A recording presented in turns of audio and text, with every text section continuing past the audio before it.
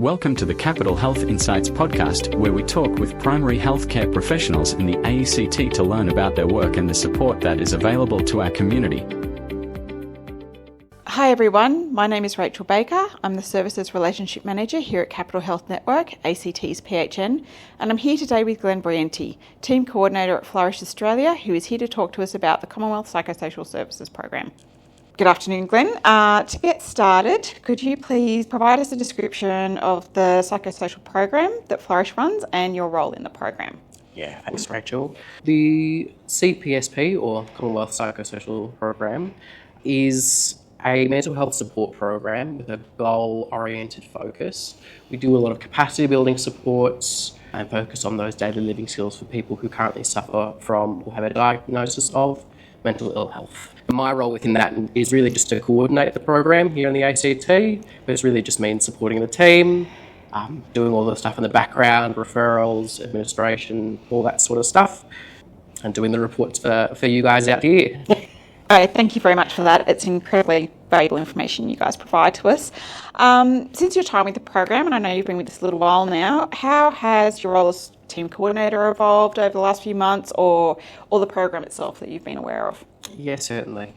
So I guess more recently, there's been a lot of change in the region, a lot more need coming out of different health services. There's a lot more communication and networking there as well, which has just led to longer wait lists in our case, a lot more interest, and really a bit of an outcry there. So that's some more recent changes within my role here in the ACT.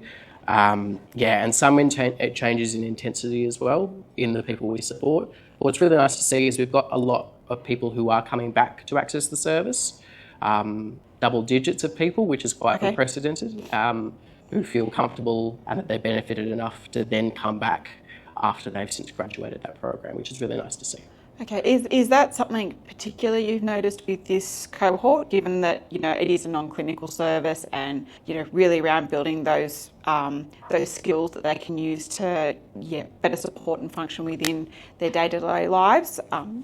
Yeah, look, it is something that I guess we've always got one or two who want to come back, who have new goals or new needs, and just need that support to reach those goals. But we've just had a lot more through the door recently, people who are finding themselves in need of that extra support, who like what we do, who like the approach we take, and then want to reintegrate with that, which is just really good to see.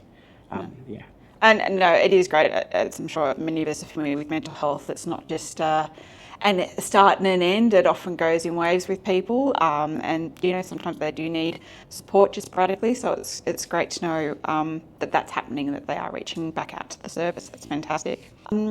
For you specifically, what impact program has it had on your career or you personally? Was this where you saw yourself? Look, it wasn't, to be honest. When I started with the organisation, I was in a more face-to-face mental health worker role in Queanbeyan. And since I've come into the team coordinator role, I've then taken on the responsibility of ACT, as well as some other programs across the border, where we look at Queanbeyan and Yass and Bungendore and those sorts of things. I guess what I've gained from this is that it is just such a unique opportunity in the ACT. It is just such a different landscape than over the border, different services, and a really interesting range of needs that we get from participants who access our service. So I think the opportunity there is what I've really benefited from, and what I can then bring to then, knowledge share there. Yeah. No, fantastic. Thank you. How do you collaborate with other healthcare professionals and community services to really try to get the comprehensive care for the clients? Well, I guess our biggest one there is, because it is a short-term program, it really is important to build those support networks when there is that necessity, when there is consent there, when participants want more people on the ground. So there is a lot of liaising with referrals that we receive referrals from. We do a lot of referrals out as part of the service. We identify these needs, and if there is a more specific service that will help a participant meet those needs, we will then try and refer them there. So building up these networks is the best way we can do that. And, we do that through all sorts of ways, inquiries, emails, and just regular sort of meetings and discussions and networking opportunities with other services in the region.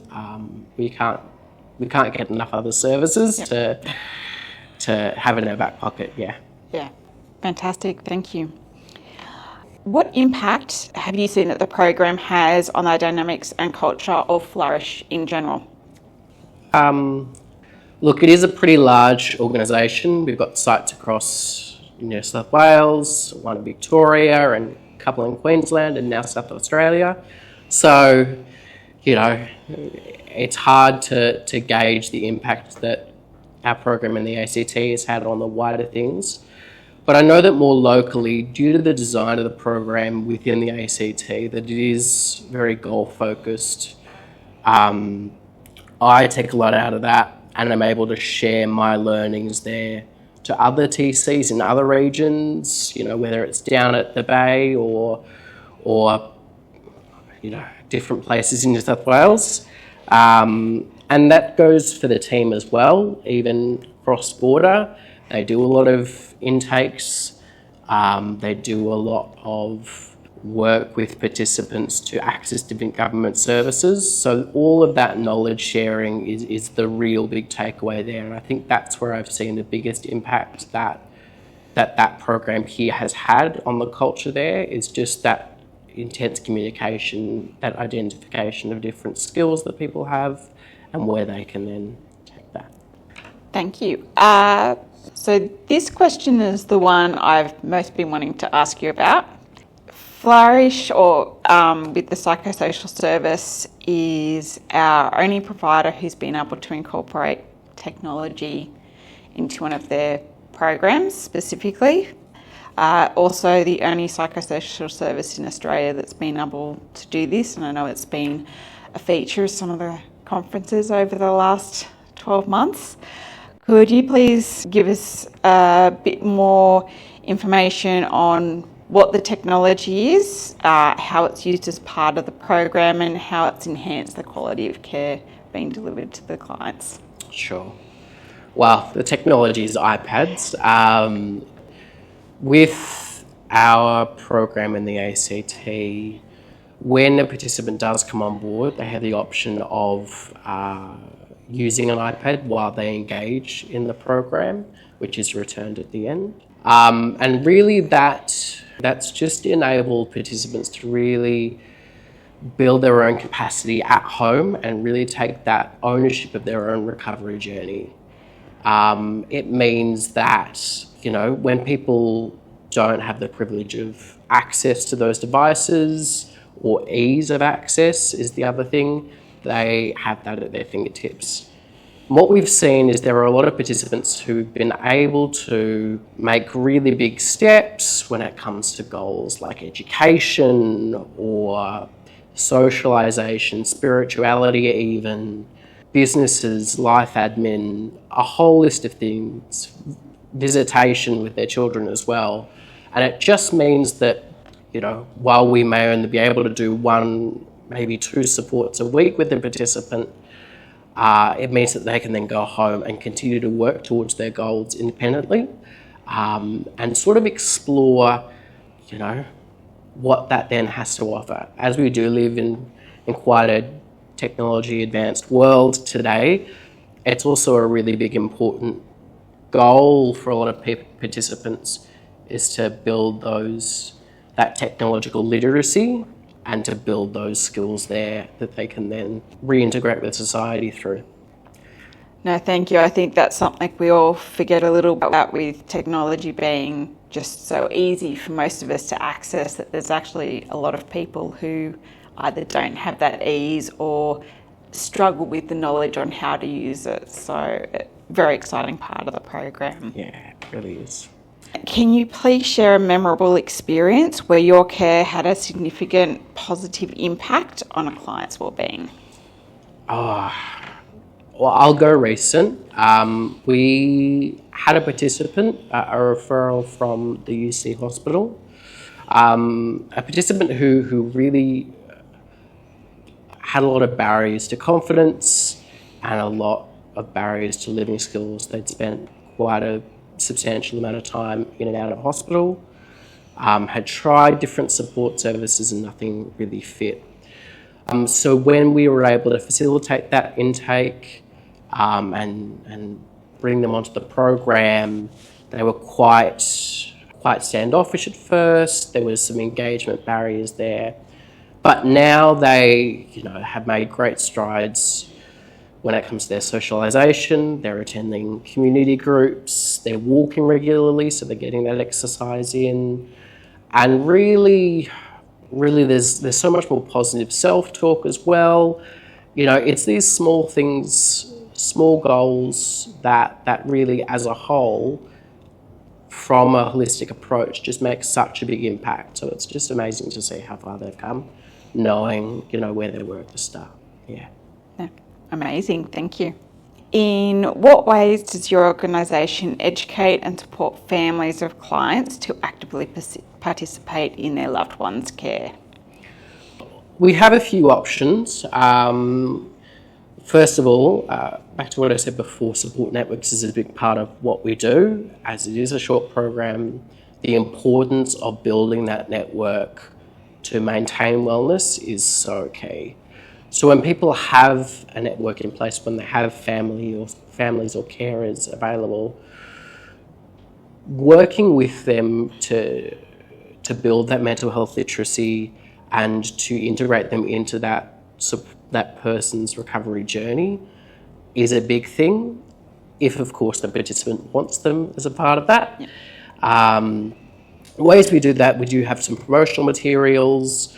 We are able to bring them in at each stage of the process, whether it's the intake to offer additional context or work with that person for goals. But we can also support them to build skills and strategies to help their loved ones. So those are sort of the main ways we can support people's families, yeah. Great, thank you. Next, if you could give us a little bit of information about the referral processes, how they work, how does the whole journey of a client that engages in the program progress, what does that look like? Sure. So I guess we'll start at the start. Our referral process is the same for whether it's a clinician or someone wanting to return to serve. We do have a form available that gets sent in to our referrals email address. That then filters down to our intake officer, our service navigation, who will then have a conversation, see if they're eligible. And look, if they don't have that form at the start, they can always go through our inquiries or through our emails to obtain that. At that service navigation phase, if they are deemed eligible, they will then, if we have that capacity, book an initial assessment with one of our team members. If we don't, they might go on a wait list, and then we will have regular check-ins to see how they're travelling at that point. But once they get to that intake stage, we'll talk about what their needs are, their goals are, create an individual recovery plan, give that to the person and really just give them the opportunity to see how they would like to build that capacity in their lives. We then have quite an intensive goal-focused thing from there. We go each week by each week. What have you achieved this week? What do you feel you achieved? And what are you aiming to achieve next week? And what can we support you with to achieve that? And that will then go for 3 months or 6 months or that sort of time frame as needs arise and as new goals are created. And then we will look at graduation. We'll review what we've done. And we have a couple of tools there as well that can help us sort of quantify any recovery progress there. And then we send them back off into the community. with also the referral information and the knowledge that if they do need support again in future, they can always re-access services and go through the same process.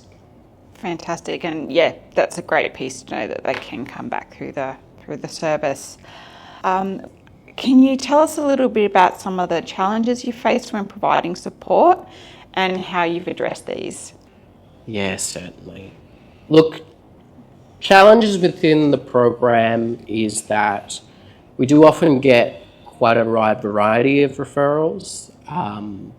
Some that do fall within our scope, some that don't always, which just means that often we are getting people who are at early stages in their recovery journey, which means they do need quite a high level of support sometimes, and don't know what that support may look like. We get some participants who, just want to become well and want sort of that magical cure, and it's sort of an education piece on how they can empower themselves, how we can take that and distill that into smaller goals and achieve those sorts of things. I guess the other big challenge within the ACT does come to referrals, as it is a short-term program, and when different things fall outside of our scope, we will look at other services in the region that may be more specific to needs, such as job network providers or the NDIS, that sort of stuff, and make referrals from there. Housing, tenancy, that sort of stuff. But at the moment, it's really tricky because a lot of services have long wait lists. Some can span months, even some span years or close their books. So I think that's the other big challenge, is that there is a massive outcry for need of support in all these specific areas, but everyone is all at capacity, or their wait lists are quite extensive. So that's a big challenge of the region. That's something that does change month to month, but it's something that we sort of try and work around in different ways. The way we are able to do that is just, ensuring that when we do put referrals out into the community to other referral organisations or even GPs, that we do stay engaged. It's sort of a warm referral process. Yeah. You're not kicked out and your time's up, sorry. Yep. It is ensuring that people have strong transitions if they're wanting that sort of thing, and that they're not left in the lurch without support if they really need it. Yeah, that's such an important piece, and I know all your team members and staff, they do a really wonderful job with managing that, so thank you. That is it for the questions we have. Was there anything else you'd particularly like to let us know about the program, or? Not really. I think I've covered most things. But thank you for the time. Thank you for the platform. And I hope you have a good rest of the day. No, thank you so much for being with us. Thank you for tuning in to this episode of Capital Health Insights. Tell us your thoughts about primary health care in the ACT by registering for My Say on the Capital Health Network website.